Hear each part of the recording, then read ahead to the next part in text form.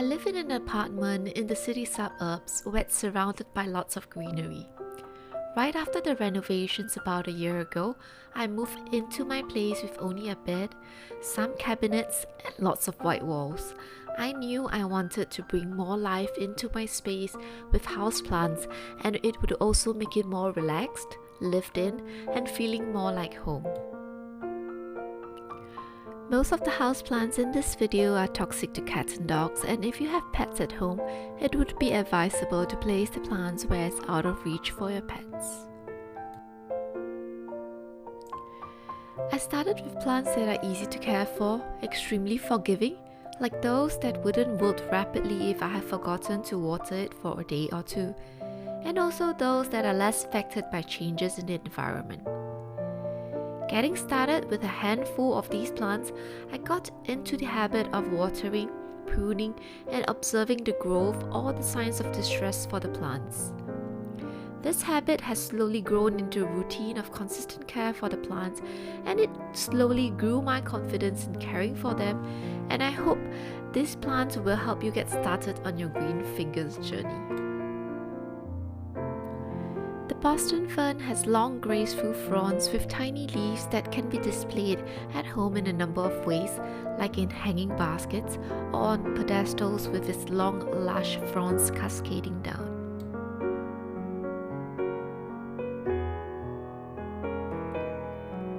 Ferns thrive well indoors, which is similar to their natural environment, where there's no direct sunlight and lots of humidity.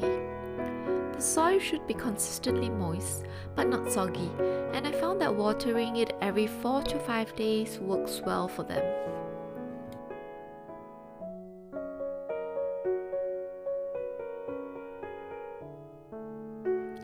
Removing dead brown fronds and rotating the fern regularly helps to keep it growing evenly. The Boston fern is non-toxic to cats and dogs, and they are one of the best plants for indoor air purification according to studies conducted by NASA.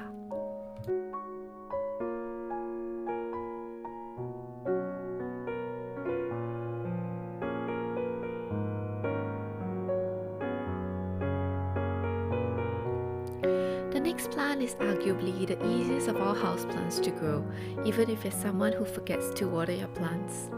The Pothos is also commonly known as the money plant, and they are trailing plants that can keep growing.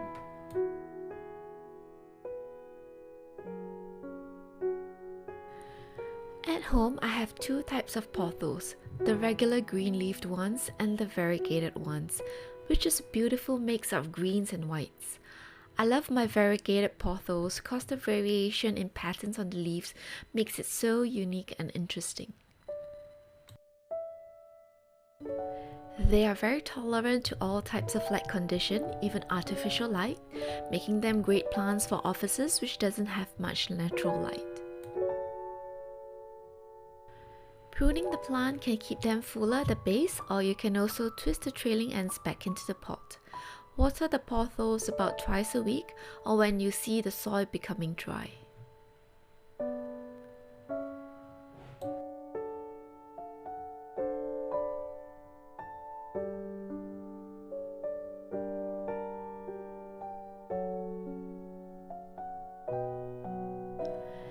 The cuttings can be placed in water, and within a week or two, roots will grow and you can continue to grow them in water or plant them into a new pot of soil.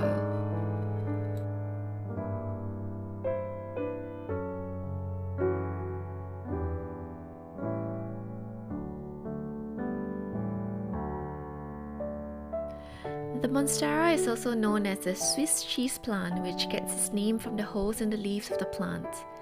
The Monstera is not only a beautiful and elegant plant to have at home, it is also easy to care for. I have two different types at home, the Monstera Deliciosa, the one with the larger heart-shaped leaves, and the Monstera Adansonii, which has smaller leaves and is a trailing plant.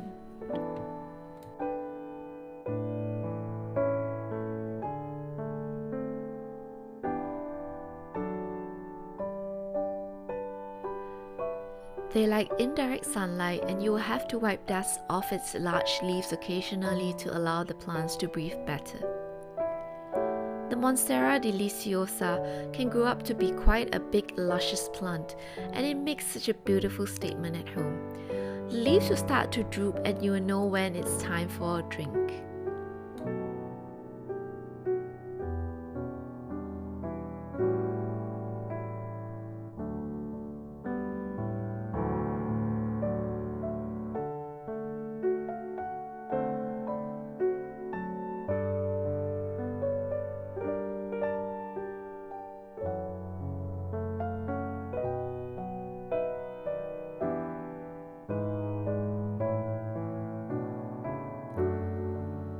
And finally, we have the last two plants, which are the hardiest plants that I own. Both the ZZ plant and the Sansivera, also known as the snake plant, is able to grow well in low light conditions, and watering it once every 2 weeks keeps them happy.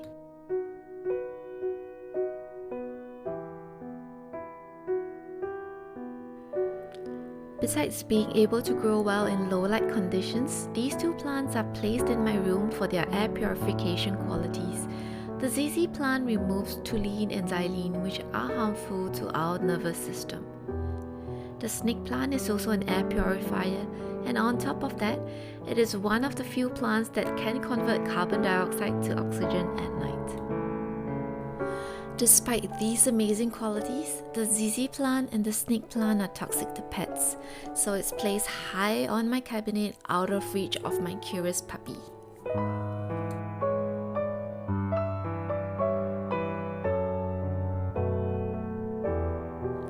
I hope you have enjoyed this video about plants and that it has inspired you to bring some green life into your home. I'll see you in my next video.